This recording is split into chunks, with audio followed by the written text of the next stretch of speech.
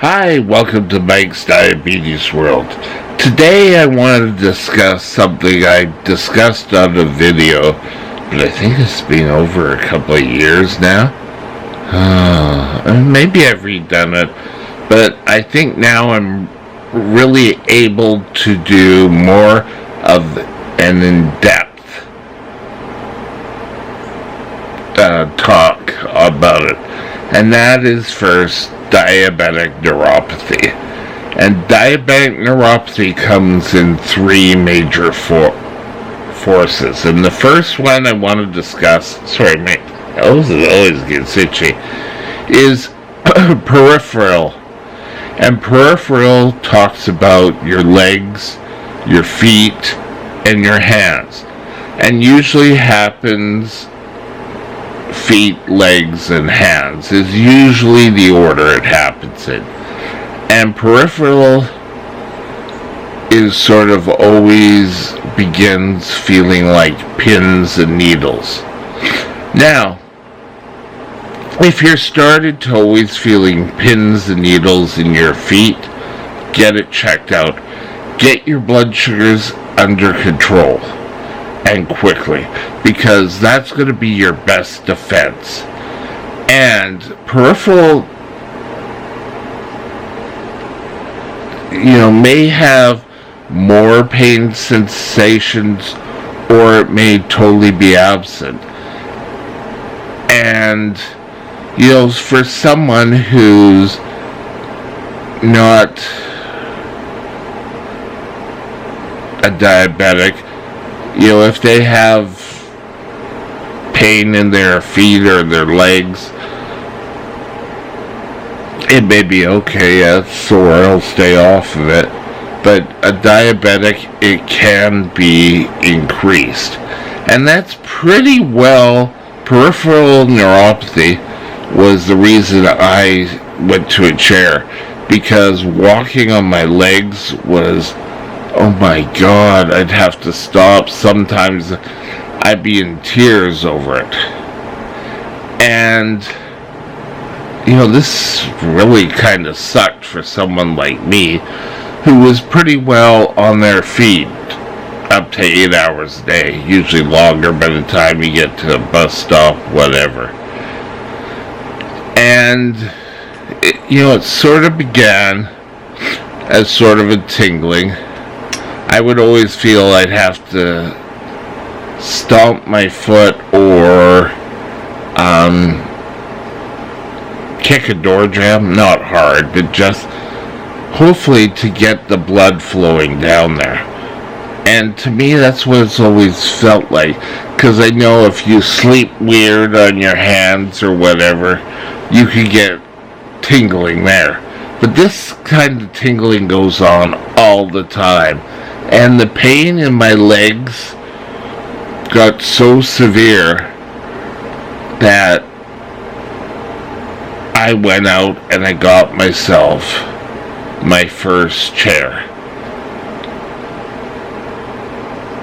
And I'd sit and I'd enjoy it I'd be able to go to the store and shop, and I didn't feel the pain. And you always sort of want that. You want the freedom. But with peripheral neuropathy, it can go from slight tingling to very extreme sore. So be careful. Now, why do we need to be worried about, if we can't feel on the bottom of our feet? Well, you can very easily get a nick, a cut, or a callus could split, and serious infections or ulcers can sit in there. And that's where, gangrene can set in. So it's important that you get yourself under control for any sort of complication. You want to be the best control you can be at. And don't sort of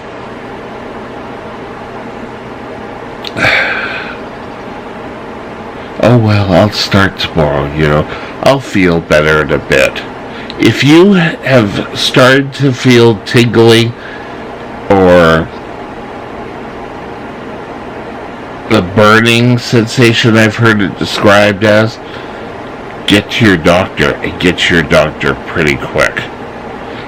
And have him diagnose the problems. And one of the tests I can remember early taking was kind of like a little hair. It's more like a little wire. It's probably about that long. And the doctor would put it over my feet, and they'd say, close your eyes. Always look up when they're doing it. And tell me when you feel it. And I have pretty much no sensation down there. It's very easy and can come on very quickly.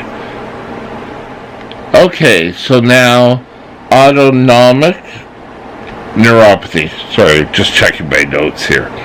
Now, if that's affected your stomach and your bowels and your urinary tract, yeah, that's kind of also what's happened to me. Now, first of all, you could be feeling nauseous, vomiting, loss of appetite. Well, for the most part here, that hasn't been a problem, and we sort of know that, don't we? Now, if you move down your digestive and it gets into your bowels, I'm going to read this what it says. It says urinary retention. So you're going to hold on to urine in that. And, I kind of think I'm kind of there right now.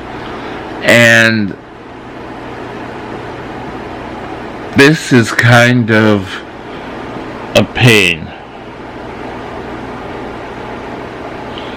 Now, incontinence or hesitancy. So, for me, hesitancy, maybe a bit.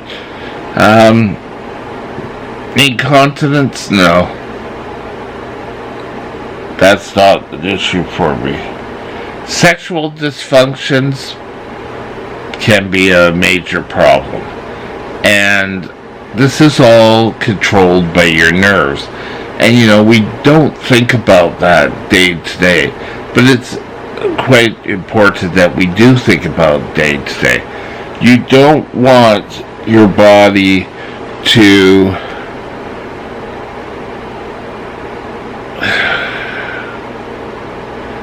start shutting down on you. Now, the bowel problems I've had in the past couple of years, it's all in that area, and it's all a complication of diabetes.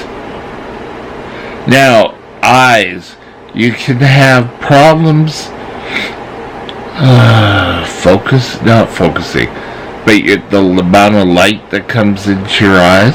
And I've noticed a couple of times, not all the time, but I go out and it's blinding me, like the sunlight. Other times I'm going, okay, it's no problem. But any of this is important. Now, something it may also affect will be sweat glands, and you could either sweat very little or a heavy amount. And this again, I never thought of this being nerve damage, but of course nerves are kind of like your telegraph system throughout the body. It's your brain telling the rest of the body how to work, and if you have damaged your nerves in any way, diabetic neuropathy can set in. Well, it says not could set in, it probably would set in. Now, autonomic neuropathy also affects a condition I have, which is dangerous to any type 1 or any diabetic really, and that is hypoglycemic unaware. You are unable this way to tell when your body is low blood sugar. And I've mentioned this to you a few times, that myself, I could be sitting here talking to you and not knowing where my blood sugar is at. Not for example, but something I've started to show you pretty well. My blood sugar is at 12.1, and it's got an arrow coming down. Now, if I continue that drop very quickly, I could be in a low blood sugar hypoglycemic attack and not even know it's happened. If you do carry wear your medical alert, you should have hypoglycemia unawareness on there if your doctor has told you that you're suffering from it. Hello, my doctor has, so yes, it's on my medical alert band. Now, mononeuropathy is where it can affect your eyes, your hands, your leg, and it's a dysfunction of the nerves due to entrapment.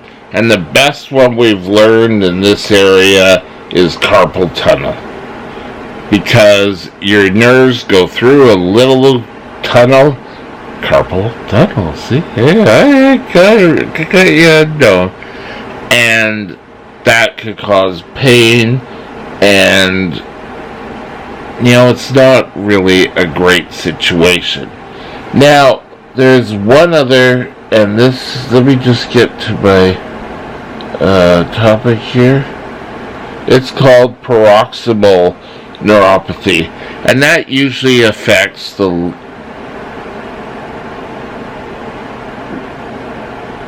one side of your body, and it's really kind of on the rare side.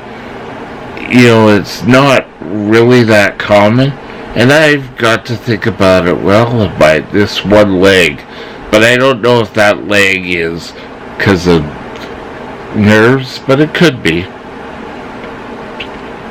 Yay. Now, this type can also cause weakness and wasting of the muscles, and it could cause pain too. All this, it's kind of like, oh well, we'll just sit here and cause pain. Yeah, that's fun, that's exciting, yeah, we'll do that. I can hear my muscles kind of talking now. But I think that's where now I developed kind of nerve problems in walking. And sometimes I feel I'm at the point now where with my walker I can walk pretty good, but sometimes it's like I have to really think to move my legs or to move this leg. And for me, I would say anything would have affected my right side of my body. Who knew? Now, how can you stop this? Well, the best way is to stop it before it happens. Or if you have, let's say you started with the tingling in the feet, the best bet is to try to get control. Now, first of all, I think any diabetic, if you go back and follow what your doctors had said, can start trying to control the blood sugar. Stay away from sugary treats such as Coke. And I drink Coke when I have a low blood sugar. So yes, sometimes that can be an issue.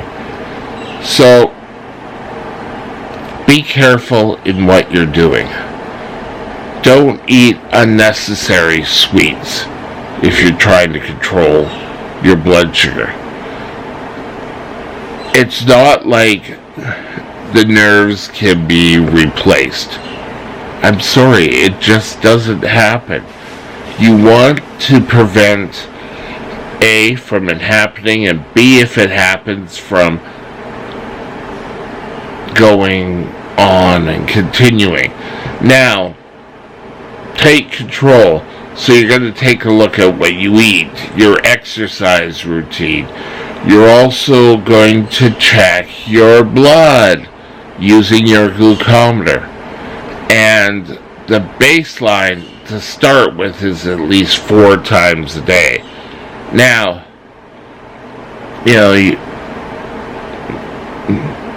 being a young adult, when I was a young adult, it was sort of like, I don't really, I don't have to take my glucometer to work, and now I look back and I'm thinking, what an idiot! I should have done that earlier, but I didn't, and things progress.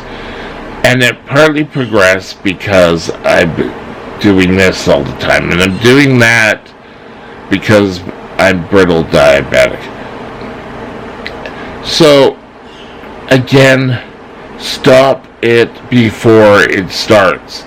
And I know it's really hard for young diabetics to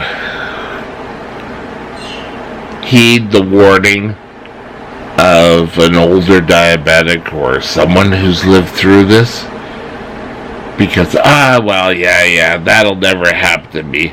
Look, I've been doing it for months now. Sorry, I itch. And my blood, and I haven't had a problem. Yeah, well, one day you'll find out. And I don't want you to find out. Take precautions now.